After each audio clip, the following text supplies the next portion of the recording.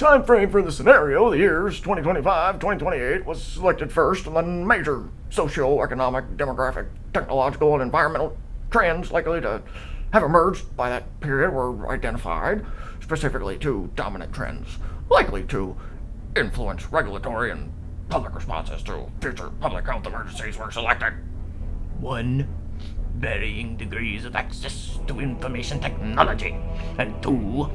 Varying levels of fragmentation among populations along social, political, religious, ideological, and cultural lines. A scenario matrix was then constructed, illustrating 4 possible worlds shaped by these trends, with consideration given to both constant and unpredictable driving forces. We have done lots of these simulations. We have SPARS, we have Crimson Contagion, we have Dark Winter, we have Lockstep, we have even 201, and now we have this coronavirus pandemic.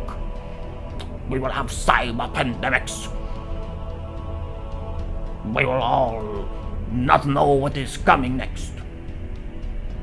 We are heading into the 4th Industrial Revolution. And we need the Great Reset, because we know that the economic future is not sustainable. It is our unsustainable underdevelopment agenda. We must reset the finances because we print too much paper money. Its value continues to go down, but we print too much. It is not sustainable. We all know this. The vast majority of the world does not know this. But if they do figure it out, we must do it quickly. This is our last chance to make this reset happen. We must reset the finances. We're going cashless. This must happen immediately. We must first switch the world over to digital currency.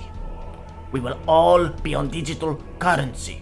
And then we can tie that in to the Ronawak papers, and, we will tie it into their universal basic income and their social credit score, and they will need it to function in society. And if not, they will be cast out. And that is your future. Oh yes, and you will pay taxes on breathing as well. Yes.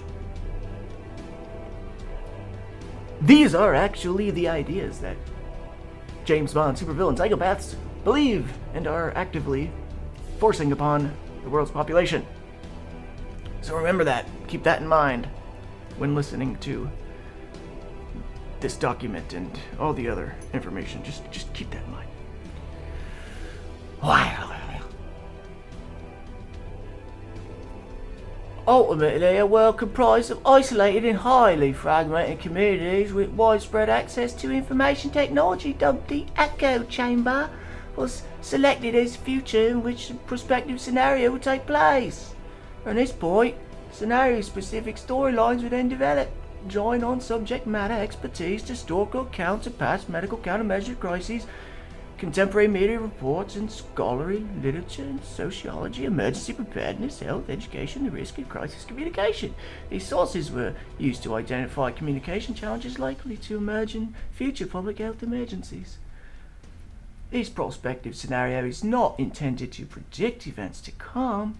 Rather, it is meant to serve as a plausible narrative that illustrates a broad range of serious and frequently encountered challenges in the realm of risk and crisis communication. Scenario environment. In the year 2025, the world has become simultaneously more connected, yet more divided. Nearly universal access to wireless internet and new technology, including internet accessing technology. Thin, flexible screens that can be temporarily attached to briefcases, backpacks, or clothing and used to stream content from the internet has provided a means for readily sharing news and information. However, many have chosen to self-restrict the sources they turn to for information, often electing to interact only with those with whom they agree. This trend has increasingly isolated cliques from one another, making communication across and between these groups more and more difficult. We are freaking out, guys. We cannot control the inmates anymore. From a government standpoint, the current administration is led by President Randall Archer, who took office in January 2025. Archer served as vice president under President Jacqueline Bennett from 2020 to 2024, who did not seek a second term due to health concerns. Oh, Sleepy Joe. The two remain close, and Bennett acts as a close confidant and unofficial advisor to President Archer.